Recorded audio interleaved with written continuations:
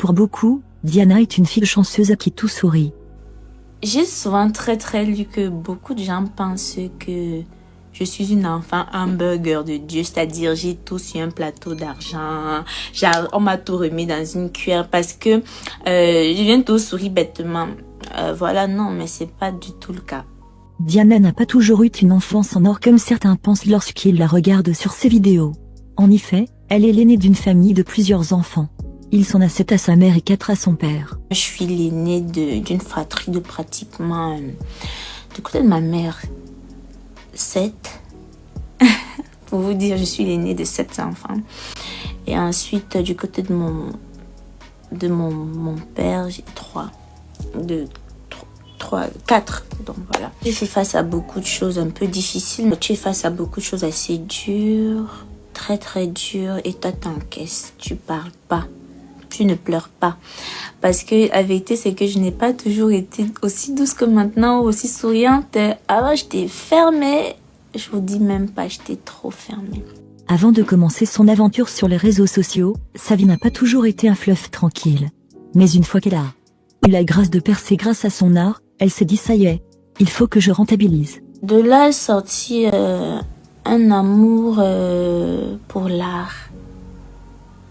Ouais, ma rencontre avec l'art, c'est quoi? C'est ce qui a totalement chamboulé ma vie. C'est du genre, je vais prendre mes poupées, je vais essayer de faire des choses.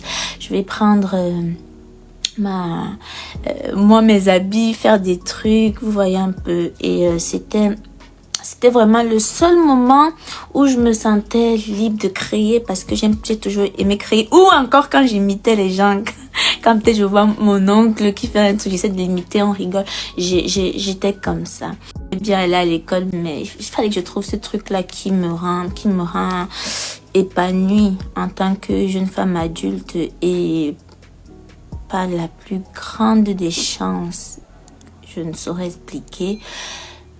Je réussis à ce qu'on dit percer sur les réseaux sociaux. Je me dis, oh, enfin. Pour moi, c'était le début du repos. C'était un moteur pour moi pour pouvoir réaliser mes rêves. Vous voyez ce que je veux dire?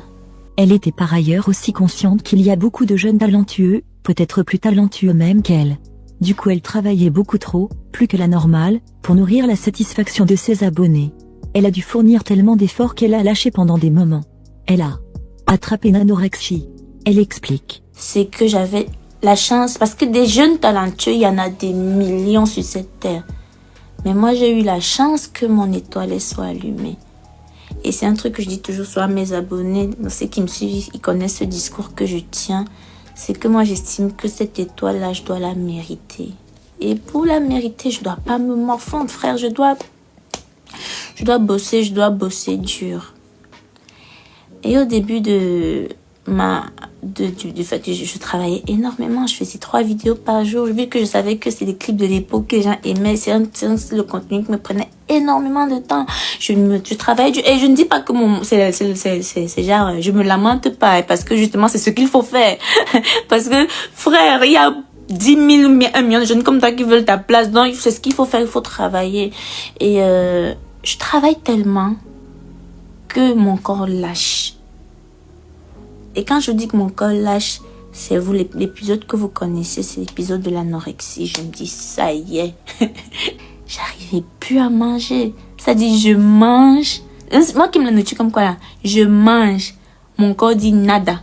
Mon corps rejette la nourriture, j'ai dit yes. Mais peut-être faudrait que j'arrête un peu, il faut que je limite un peu mon travail. Peut-être je donne trop.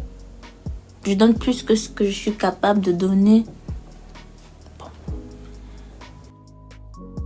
Pour son parcours sur les réseaux sociaux, elle raconte le premier buzz qu'elle a vécu.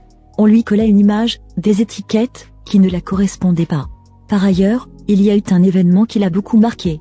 Cet événement-là qui a été décisif pour son départ des réseaux sociaux. Il y a un événement qui m'a beaucoup marqué.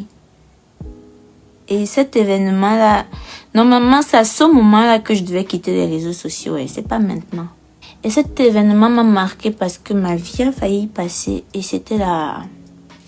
Je ne voulais même pas en parler, mais là, je suis obligée. Parce que ça a été vraiment l'élément le plus fort de ma décision de partir. C'est le jour où on m'empoisonne. Mon ventre commence à me faire hyper mal.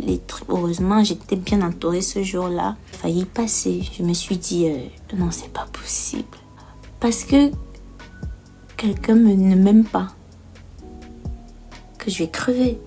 Et quand j'essaie de faire le raccord entre l'acte de la personne,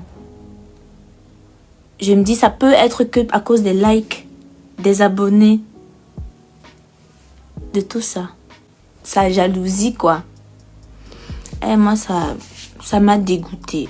Je suis entrée dans un monde de requins. Quand je vous disais que de requins, là, c'est un monde où, pour des abonnés, des likes, des trucs, il y a des gens qui sont capables de te ôter la vie. Après cette situation, elle se rend donc compte que la vie sur les réseaux sociaux n'est pas du tout tel un voir bébé.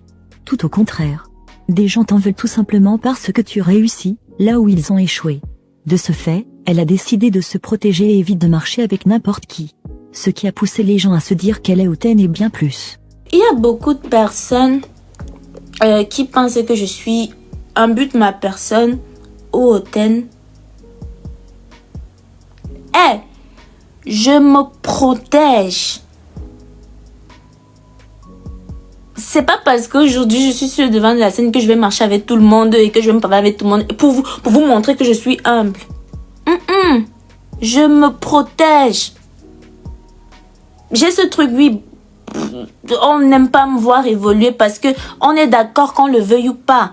Je suis une jeune femme qui, je le dis toujours et je vais jamais le dire assez, j'ai commencé avec mon fil, mon aiguille, mes habits de l'époque là, et mon iPhone 6 que je vais même galérer pour acheter, et mes trépieds et mes seaux.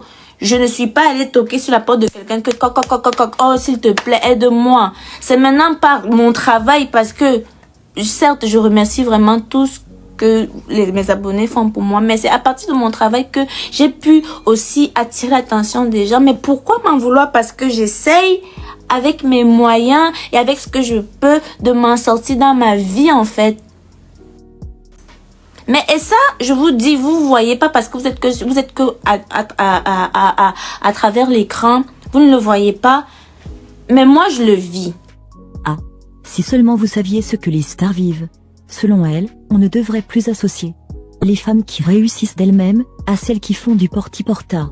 Dans un truc où on va toujours assimiler la femme artiste, parce que moi je dis artiste, c'est toutes celles qui font de l'art, à des trucs chelous, à des trucs... À un moment donné, stop. Oui, il y a des femmes qui peuvent se lever et réussir d'elles-mêmes. Je vais me jeter les fleurs, mais je me jette même des fleurs, j'en fais partie. Elle fait ainsi allusion à l'artiste Melox qui tire sur presque toutes les femmes du showbiz, à chaque fois qu'elles font face à ce genre de situation. Situation où elles ne sont pas à leur plus top niveau. Elle s'est par ailleurs rendue compte à travers ce tournant de sa vie que des personnes qui faisaient semblant de limer autour d'elle n'étaient en effet que des oiseaux de mauvais augure. Parce que cette hostie médiatique m'a montré que il y a beaucoup qui font genre avec moi, mais c'est des... surtout les femmes. Et je pense que elles, là, je vais leur dire ça directement. En face, pourtant elles viennent faire oh ma belle, oh pourtant en vrai c'est des branleurs, c'est des meufs, elles sont fausses. Selon Diana, elle est une bonne personne, c'est son avis et c'est ce qui compte. Au final, elle a décidé de se faire suivre par un médecin plutôt que d'abandonner comme le souhaite un bon nombre de personnes. Car elle est une femme forte. Concernant K.S. Bloom, Kamga Salomon comme elle l'a nommé, elle affirme que ce n'est pas elle qui est venue avec cette histoire sur internet, mais plutôt les internautes. Elle confirme que ce n'est pas K.S. Bloom qui l'a fait quitter des réseaux. Ceux qui veulent me parler de l'histoire de Kamga Salomon, c'est pas moi qui suis venue avec cette histoire sur les réseaux sociaux. D'ailleurs, elle a même décidé de se réunir avec sa sœur Indira, avec qui elle s'entend plutôt bien. Selon ses dires, elle demande à ses fans de lui pardonner pour son absence sur les réseaux, et promet de revenir plus forte avec de nouvelles idées davantage satisfaisantes, et pour toucher le monde entier.